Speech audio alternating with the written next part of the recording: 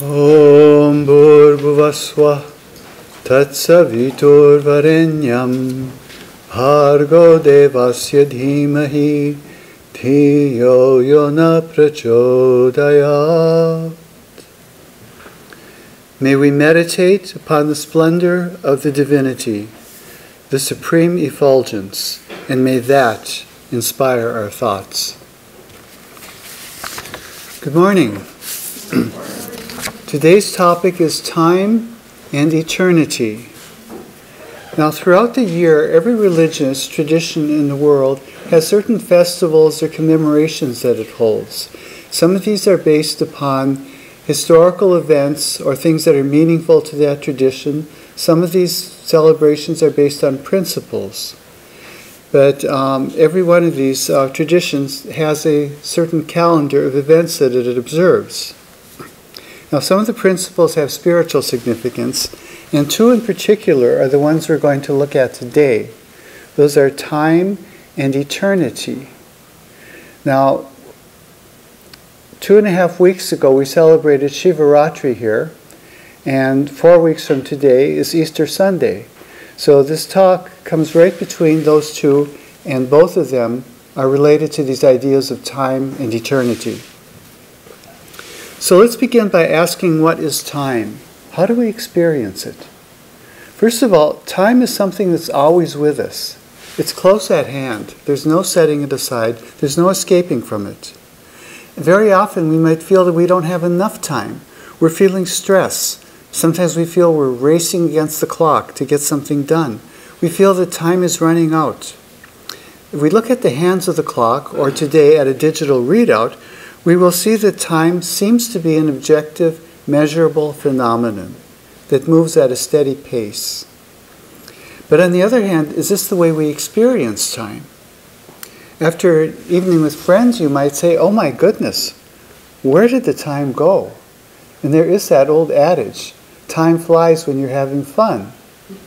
On the other hand, if you're sitting through a bad movie, you might afterwards say, oh God, I thought it would never end. And of course, we all know that a moment of anxious expectation can seem like an hour. So the perception of time is, first of all, that on the clock it seems to be objective and measurable. It moves forward in one direction at an invariable pace. But we perceive it in our own lives at different rates of time. Now, although it is such a powerful and ever-present force in human life, time proves elusive when we try to define it. But defining is essential to deep understanding of anything. And so we're going to try to do that. One by one, we're going to look at 4 key words that can help us to understand at a deeper level. And those 4 words are time, eternity, existence, and being. Now, first of all, if we look in the dictionaries, we find out that time basically refers to when something happens or how long it lasts. That's a definition we get from Webster's New World Dictionary. Time is a measurable period or interval between 2 events, or a period or interval during which something exists, happens, or acts. The Oxford English Dictionary defines time this way: a finite extent of continued existence. So yes, here we have again that affirmation that time is measurable or quantifiable. It is also some sort of duration or expanse between 2 of something else, 2 other factors. So we can draw a conclusion from this. For there to be time, there has to be other things. Other things also have to exist if there is time.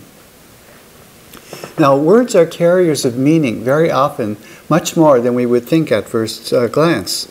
And so we're going to look at these words in greater detail. Now, a word that came up already in the definitions of time was exist, or existence.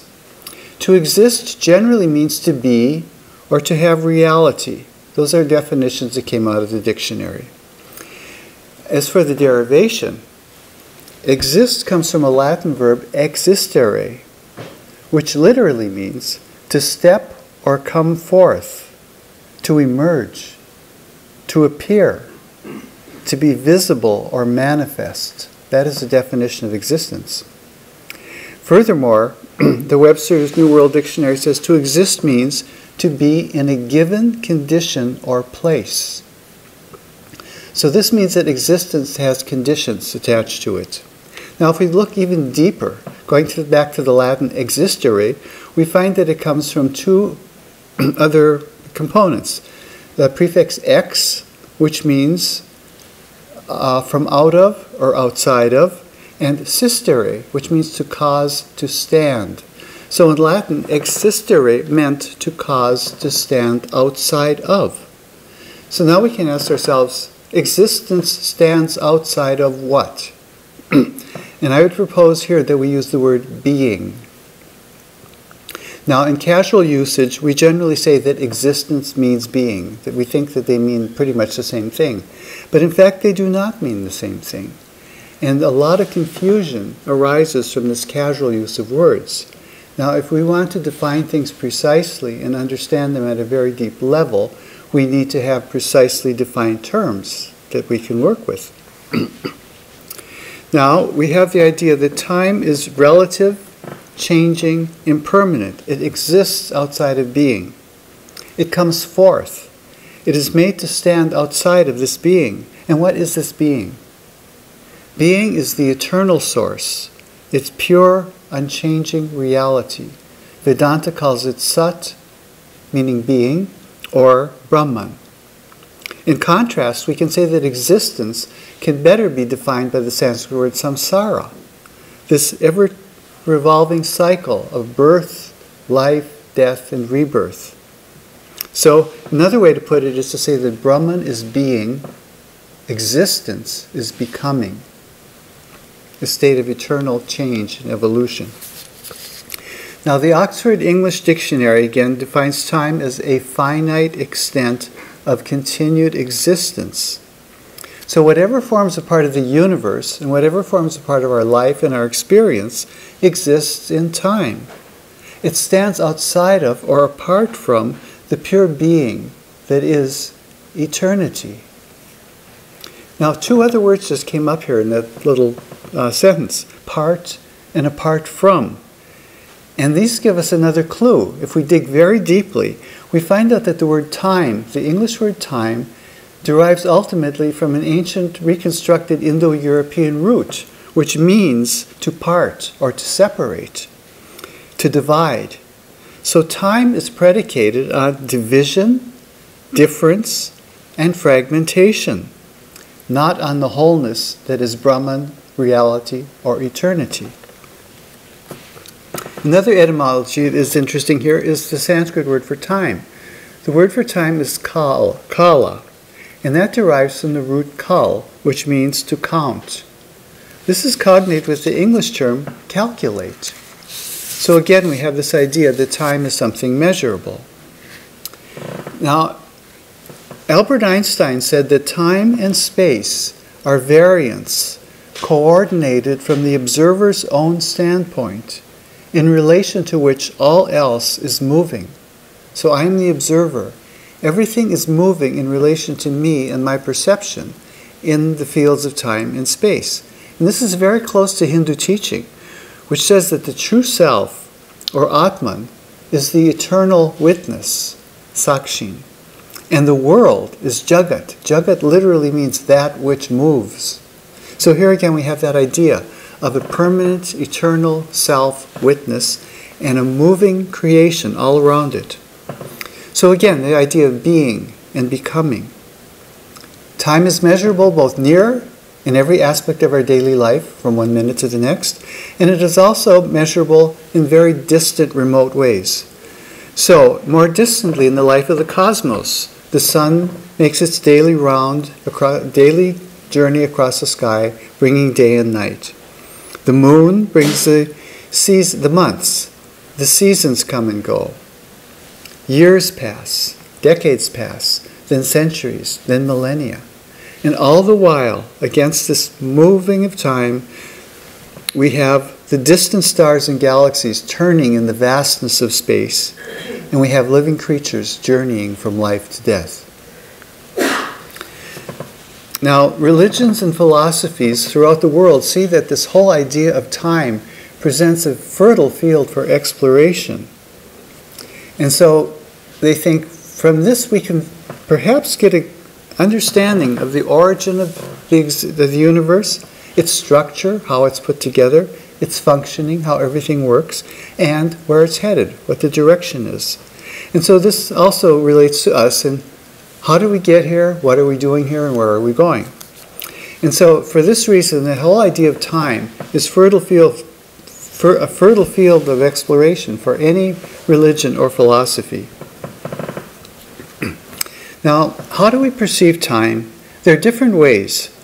First of all, there is what we call cyclical or natural time. Everything goes according to a cycle. Now, human culture depends on this. If we look back to our earliest ancestors, they were hunter-gatherers. They had to know when animals migrated, when they bred. They had to know when edible plants would flower and produce food. So they had to know what time it was in order to survive. Later on, as pastoralists, tending flocks, they would follow the flocks to greener pastures, again, as the wheel of the year turned. And then finally, when human beings settled down in agricultural communities, they had to have an idea of what time of year it was, so they would know when to plant the crops, when to harvest the crops, and when to lay aside food for the fallow season. So this was an internal round of creation, sustenance, and dissolution. And those words will figure later on again, creation, sustenance, and dissolution. Now this whole idea of a cycle of time takes on different forms in different parts of the world where the climate is different. But in the temperate zone, for example, it gave rise to the idea of 4 seasons. So we have, first of all, we have winter, the season of dormancy.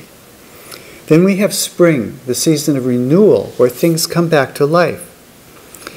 And they begin to grow. Then we have the season of summer, where things come to fruition. And then we have the season of autumn or fall, where we have ripening and harvest. And then again, the season of rest, the dormancy, the winter. So our early ancestors understood this, that their lives depended on cyclical time. And their lives became not only an engagement with time as the wheel of the year turning, but also as the fact that it was sacred. That the whole idea of survival meant to live meaningfully in this cosmos and also harmoniously with the universe. They perceived all of these natural forces as expressions of divinity. Now, in the big picture, we have the cosmic life cycles, the universes that come and go. And in Hinduism, for example, we find these measured in billions of years. So this, again, is very close to what modern science has taught us. But again, with cyclical time, there is the idea there is no absolute beginning and there is no absolute end. Now, the other way of looking at time is to look at it as linear or event-oriented. Now, in the ancient Israelite religion, originally, their idea of time was that it was cyclical. And some of the Jewish holidays, such as Sukkot and Shavuot, are agricultural festivals. But then they also developed the idea that we can find religious meaning in historical events. The idea grew up that God intervenes to reward or to punish human behavior. Now, this was not exactly unique to the Israelites or original with them. Other ancient cultures had similar ideas, but this was emphasized very strongly in the Israelite worldview. And so it developed as this idea that time reveals divine purpose. And we have in Israelite tradition certain holy days that commemorate historical events that reveal divine purpose. Passover, coming out of the bondage in Egypt. Purim, where Esther saved her people from extinction. Hanukkah, the victory of the Hasmonean or Maccabees over the occupiers of their territory in 164 BCE. So this linear time then later became a cornerstone of the Christian worldview. The idea that time has a beginning, a middle, and an end, and a purpose. So in Christianity, in that worldview, time centers on the birth, crucifixion and resurrection of Jesus, who stands at the very center of history. We even measure history in terms of BC and AD. BC before Christ, AD Anno Domini, the year of the Lord. So everything in the Christian worldview is seen as happening either before or after the appearance of Jesus Christ in this world, the appearance of God incarnate. Now, this idea that there's an unrepeatable beginning evolving towards a single end also brings with it this idea of a final judgment and salvation for the deserving. Time becomes an arena for testing and opportunity in relation to judgment. So how a person acts in this lifetime creates eternal consequences. Now here Hinduism agrees completely. Yes, people are responsible for their actions. Actions have consequences. The law of karma is founded upon this very principle. But a finite action cannot produce an infinite effect. So this is where Hinduism and Christianity differ in that worldview. Now, there are various meanings of time. So all of them, whether we follow this view or that view, all the meanings of time, interpretations of time, teach us how to live in this world, how to deal with ourselves and others, and how to relate to the divine. They lead to questions of deliverance or salvation, or perhaps of liberation or enlightenment, depending on what a tradition chooses to call it. So this raises a question too. If human life is a journey through time, what lies at the end of the journey? Now, before talking about eternity, let's do a brief recap on time. We decided that time is an observable phenomenon. It's an observable cyclical process that was seen in the natural world. We see it in the passing of the seasons, day and night, and all of that. But time is also a linear or unidirectional process that has a beginning, a middle, and an end. So also time seems to be both a measurable, objective reality and a subjective perception. Our perception of time can be that it is moving very fast or very slow, whereas the clock ticks on at the same rate always. So both of these figure into our experience of time. Now at the physical level, time is steady, irreversible. But at the mental and emotional levels, time seems variable, depending upon our circumstances, our frame of mind, and what we're doing. Now, there's one other thing I haven't mentioned yet.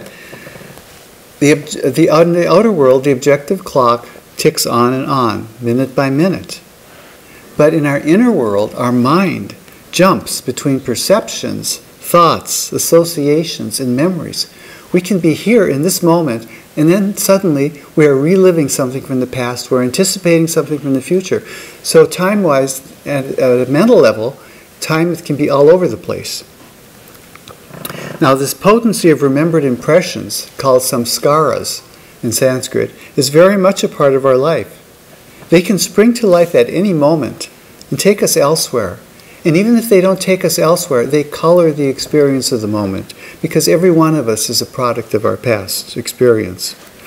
Now, we can imagine future events, and we may be right or wrong. How something eventually works out may be totally different from any of the fantasies that we've concocted thinking about it. But again, the one principle remains, that the mind can freely revisit the past and fantasize about the future.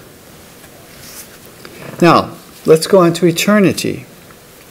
Just like there are different views of time, there are different views of eternity. There are two basic ways of looking at it. The first one is that time is an endless, eternity is an endless extension of time. The other is that eternity is utter timelessness. So in the ancient Israelite tradition, there was the idea of endless time. Eternity is endless time. And the earliest Christians adopted the same worldview. But then around the whole idea that time is essentially, eternity was essentially everlasting time.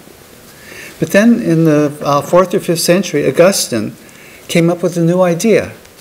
He said that the beginning of the world marked the beginning of time. And of course, the first verse of Genesis begins, "In the beginning, God created the heaven and the earth."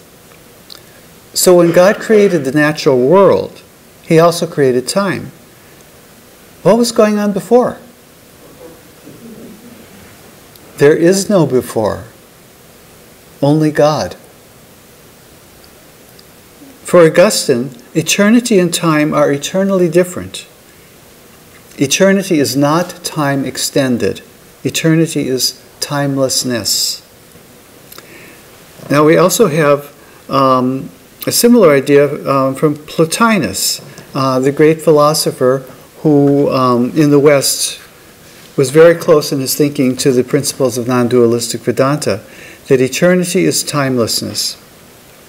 Now, are these definitions mutually contradictory? No.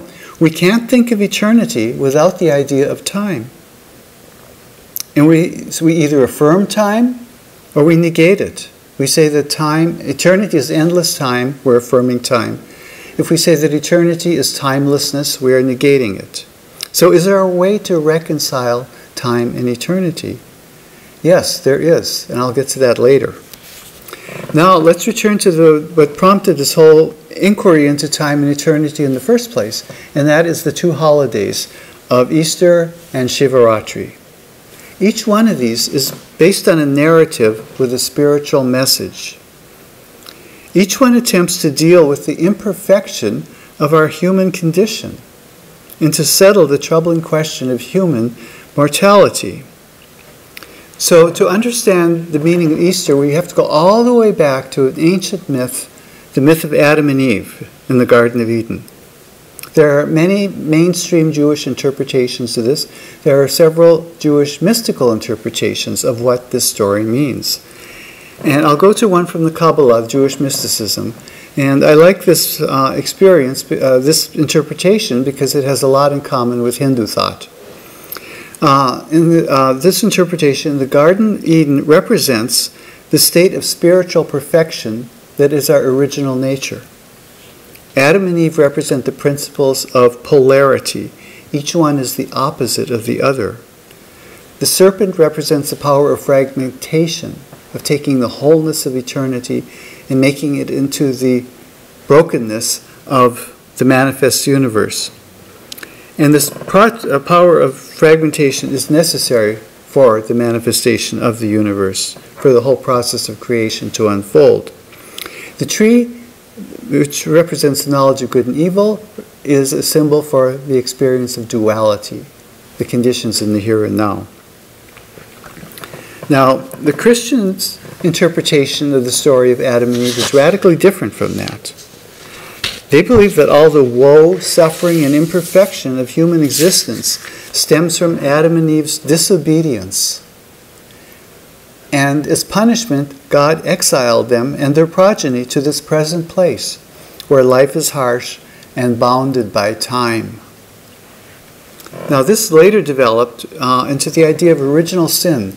Paul kind of hinted at it, and then Augustine developed it into this whole theory 3.5 centuries later. And that has the idea that all of humanity carries a burden of guilt. And there was a common saying that was taught in grade school back in the 1800s when children were learning to read. The ABCs, every one of them had a little phrase to go with it. And the one for A was, "In Adam's fall, we sinned all." Now, the ancient Israelites had the idea, of course, of sin and expiation. And the main activity at the temple in Jerusalem was the ritual slaughter of animals to expiate for sins. And this happened until the year 70, when the temple was destroyed. Now, for Christianity, the idea lingered on, but the sacrifice became God's own Son, Jesus, the Lamb of God, who takes away the sins of the world. Now, in Paul's theology, you only need to believe this, and then through their faith will come salvation. The reward is eternal life in heaven, a restoration to that original state of grace in the divine presence. Now, Easter, therefore, commemorates the crucifixion, resurrection, and resurrection of Jesus. It also signals the final triumph of over death. Now let's look at Shivaratri. Shivaratri, believe it or not, has a similar function, but it gets the idea across in a very different way. In India, there are many different stories about what Shivaratri represents. I'll tell you the one that I learned from my guru, Swami Prabhavananda. Once there was a peasant who eked out a living for his family by going into the forest to gather firewood, which he would sell to the villagers. As time went on, the supply dwindled, and the peasant found it harder and harder to find sufficient wood. He had to work longer and venture farther into the forest each day. One day, after going deeper and deeper into the forest without much wood at all, he noticed, to his dismay, that the sun was far past its zenith. It was too late to start back. There was not sufficient time to see him safely home. Darkness would soon descend, and the forest at night was filled with peril. What could he do? Sick at heart, he climbed to the lower branch of a tree and settled there. At least this position off the ground would grant him a modicum of safety. After a while, he began to feel the pangs of hunger, for he had not eaten since early that morning. And with darkness descending, he began to feel cold. And as he felt cold, he shivered, and some of the leaves shook loose from the tree and fell to the ground. The cries of wild animals and other strange sounds echoed through the darkness, increasing his distress. And in fright he wept, his tears falling earthward. All night long he kept awake, crying out to Shiva to relieve his misery. And then in the morning, with the first rays of the sun, he was blessed with the vision of the Lord. Now, what does the story mean? The wood gatherer represents the human soul. The forest represents the world we live in, the forest of the world. We have only a certain amount of time to accomplish our day's work and to head back home. We have only a certain amount of time to accomplish our life's work and head back home. Time is against the woodcutter. And then we have the idea of the darkness, the night. And this illustrates the dangers that are lurking all about us in this world. These are Maya, that power to take away our understanding, to mask everything, a fundamental misunderstanding of the world and ourselves. All of this causes fear and anguish, and this is unavoidable. And then finally there's the idea of human mortality, that our life will end. So, here we have the woodcutter in the tree, sitting up in the darkness of non-enlightenment, fasting and keeping vigil. When the leaves fall, they fall to the ground, and unbeknown to the woodcutter, the tree that he sought refuge in was a vilva tree, sacred to Shiva, and at the base of that tree was a linga. And as the leaves fell, they touched the linga. And then when he wept, and his tears fell to the ground, they bathed the linga. So without knowing it, the woodcutter was fulfilling the conditions of Shiva worship. In addition to that, he turned his mind all night long toward Shiva. And in the morning, he was blessed with the vision of Shiva, which means the knowledge of his own true being, the knowledge of the self. He became enlightened.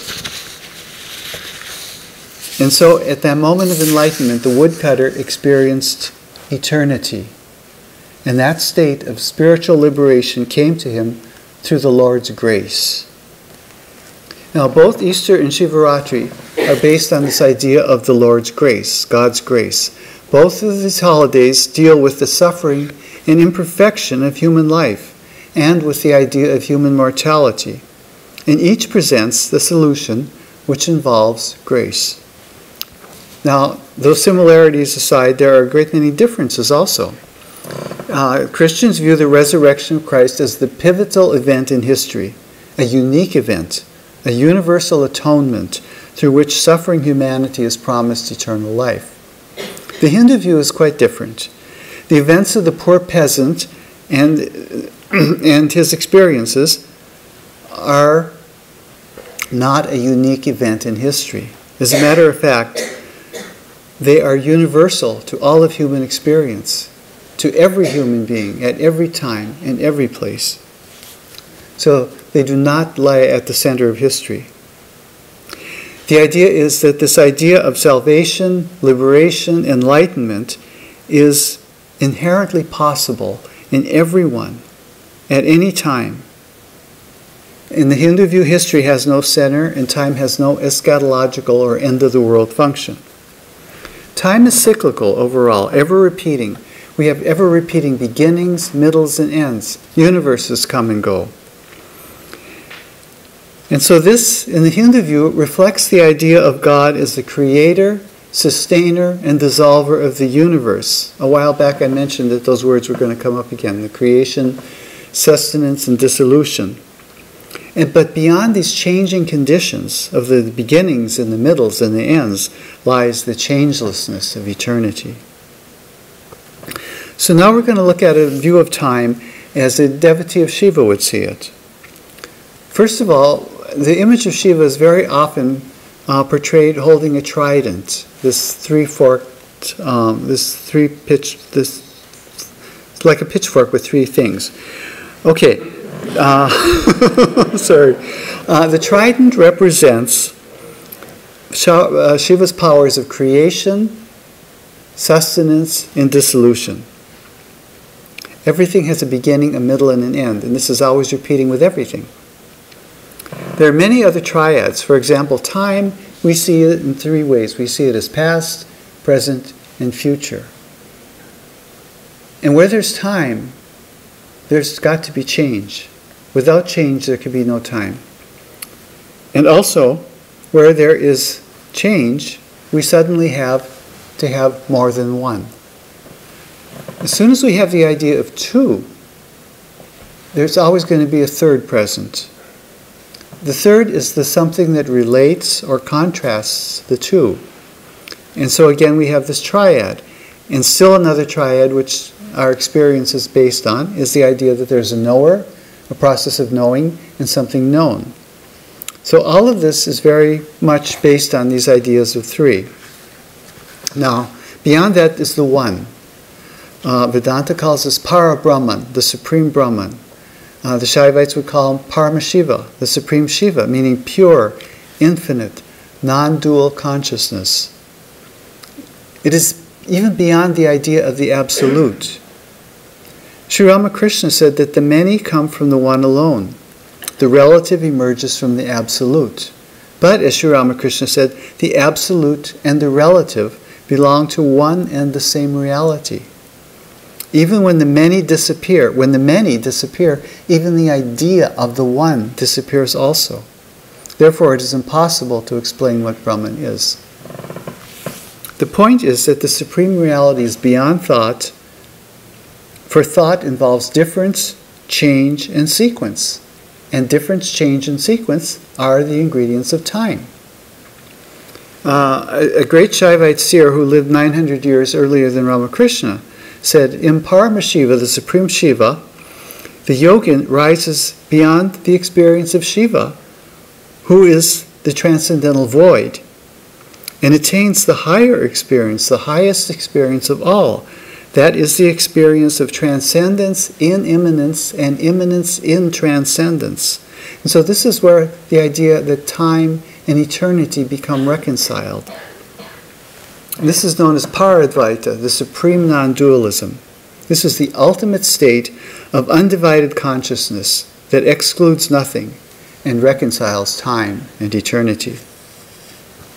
Similarly with the philosopher Plotinus, he called spiritual realization the flight of the alone to the alone. The alone, small a, meaning the individual soul, the alone, capital A, meaning the divine reality. And then he said something else about the big capital A alone. He said, one is the transcendence of separation and not the negation of manyness. So for Plotinus, one is a quality and not a number. And we will find this later again in Christian theology. Now, Abhinavagupta and Ramakrishna were very similar in their thinking. And Abhinavagupta said that the world and all its living beings are made of the same reality and exists in the same reality. consciousness, or Brahman. And some 2,500 years ago, the Greek philosopher Heraclitus put it this way: our senses reveal many things, but really there is only God. And then, of course, in the Chandogya Upanishad, we have the same thing. Sarvam Kalvidam Brahma. All this world is truly God, Brahman. Now the problem is we do not experience Brahman as consciousness in itself. In our ordinary unenlightened awareness, we experience consciousness as difference, division, with many, many different qualities. We miss the higher knowledge of our true divine being. Now, in the Shaiva view, the universe is Shiva's own self-expression, consciously projected out of his own inherent joy. And that is the joy of being infinite, of being one without a second, the joy of absolute freedom, where there is nothing to limit you or to constrain. So Shiva enters into this creation willingly, in a spirit of spontaneous playfulness. The world is Lila, the divine play. So Shiva, in this Lila, appears as Jiva. The infinite divine self appears as all these individual small selves, assuming this lesser role of ordinary human existence. And in this we experience not only the joy, but also we experience the suffering. But with enlightenment, all that changes. Now in the Taittiriya Upanishad, we have the story of a young man named Bhrigu, who was the son of Varuna, one of the gods. And Bhrigu wanted to attain enlightenment, so he followed his father's instruction and meditated.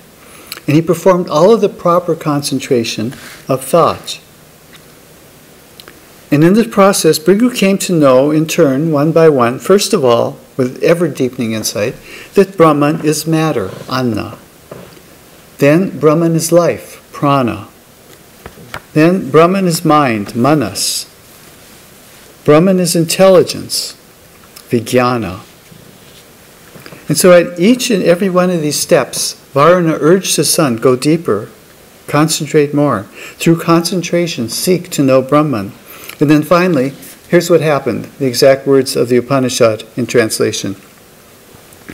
He knew that Brahman is joy.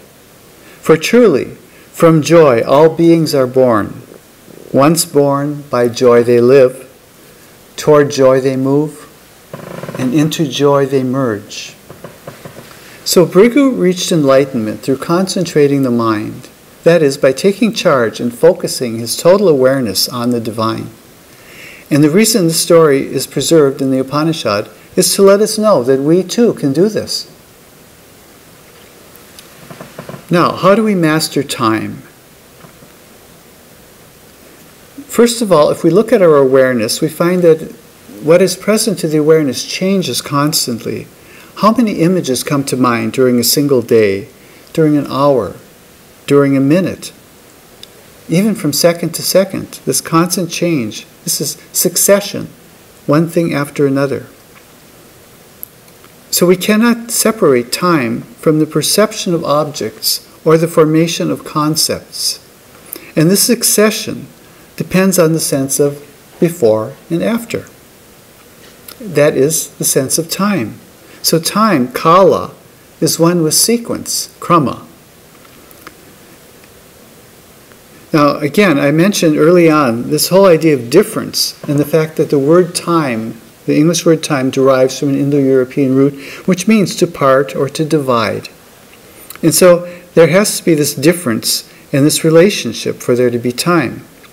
But in the oneness of the Supreme Self, there is no difference. There is no division.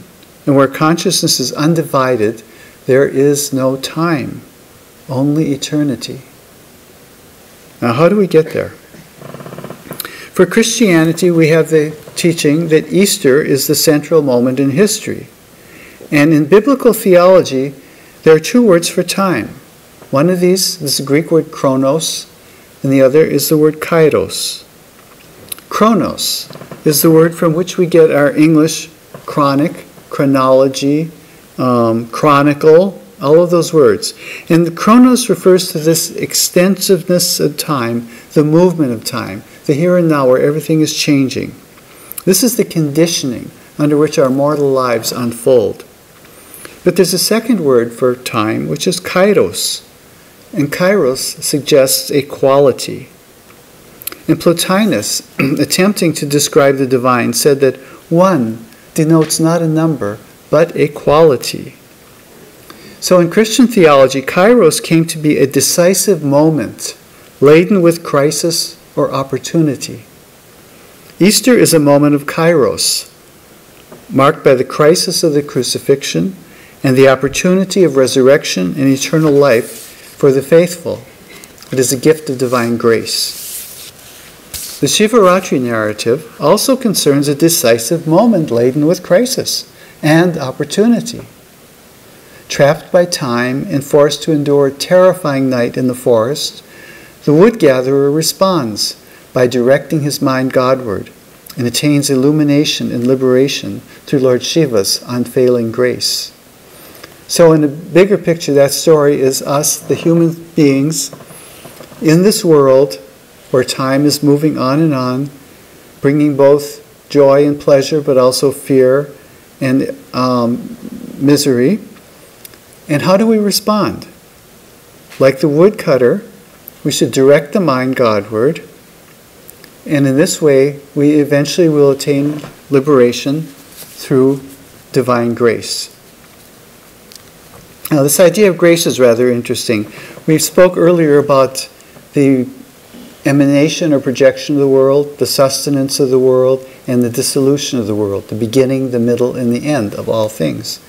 And these are three of Shiva's powers, but Shiva has 5 powers.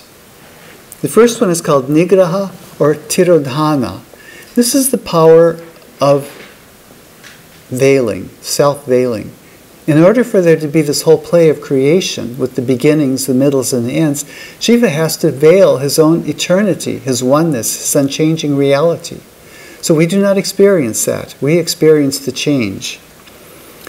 And then there's the idea of Shiva revealing himself, the power of anugraha, of self-revelation. And this is the idea, again, of divine grace. Grace is the divine's own self-revelation. Sri Ramakrishna's disciple, Swami Brahmananda, spoke of this very nicely. The idea always comes up about grace versus self-effort. And Swami Brahmananda said, "The breeze of God's grace is eternally blowing. Merely set the sail of your mind to catch it." And Abhinavagupta said a similar thing with a different image. He said, "A covered jar collects no rainwater." So we have to be receptive. Now, when the mind is perfectly concentrated in meditation and fixed unwaveringly on a single object, we tend to lose track of time. I'm sure you've all had this experience during your meditation, or not even during your meditation. In the ordinary waking state, if something really grasps your attention, you can spend a long while involved with something without any feeling of passage of time. And suddenly you look at the clock and you think, "Oh my God, I thought maybe that was 5 minutes, a whole hour has passed." So the idea here is that when the mind is fully engaged in something, the perception of time slows down. And the explanation is simple. Time and change are inseparable. But for the one-pointed mind, there is little change, and therefore little perception of time. So in the highest contemplative absorption, the samadhi, when thought ceases entirely and every movement in consciousness is stilled completely, there remains only awareness of ever-present reality between the thoughts, and that is the experience of eternity. Even before we reach full realization, we can become receptive to instantaneous, intuitive flashes. A characteristic of such moment of insight is that it is non-sequential. An entire idea flashes in our awareness all at once, in undivided wholeness, without any reference to time. This is an instant of opportunity that flashes like lightning and takes us momentarily beyond our smallness and limitation. This is a moment called Vishwaspada, a universal expansion of consciousness. And it gives us an intimation of our own infinite and eternal nature. We get a glimpse of the state of the enlightened soul, who can rightly declare, I am Shiva, Shivoham, or I am Brahman, Aham Brahmasmi. And again, the Sanskrit word for eternity is Nityatva, which literally means the state of abiding in one's own inherent being. Now, even before self-realization, we can experience these momentary glimpses, which engender a feeling of wonder. That wonder is the wonder of infinity and eternity, a glimpse in the here and now to the indescribable bliss of the self, realizing our true identity as Shiva, as Brahman, as the Supreme Self, is life's highest purpose and the culmination of all our spiritual practice. But practice is possible only in the realm of time. So even though we cannot hold on to time, which is ever-changing, we can certainly seize the moment. Om Ardvam Jwalati Jyotiraham Jyotir Jwalati Brahmahamasmi Yahamasmi Brahmahamasmi Ahamasmi Brahmahamasmi Ahamevahamam Juhomi Swaha. The light within me shines, I am the light.